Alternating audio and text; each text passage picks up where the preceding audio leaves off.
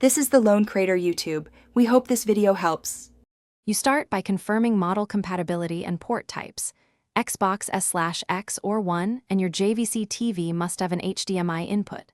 Once done, choose a high-speed HDMI cable. It carries 4K, HDR, and audio in one lead. Make sure both devices are powered off before you connect to prevent electrical spikes. Connect the cable firmly. HDMI should click, because a loose fit causes flicker and audio dropouts. Finally, plug in power leads for both and turn the TV on first.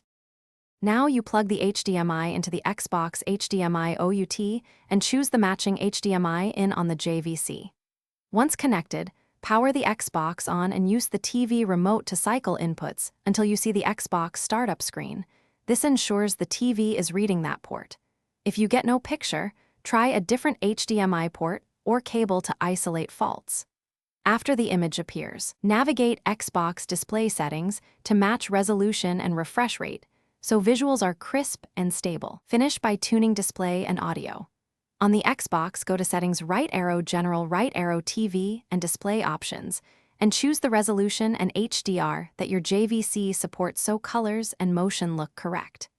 Make sure TV picture mode is appropriate and audio output matches whether you use TV speakers or an AVR. If something goes wrong, a reliable troubleshooting step is to power cycle both units, reseat or swap the HDMI cable, and confirm the TV input label matches the plugged port. This fixes most signal problems. Thanks for watching. Consider subscribing if we helped you.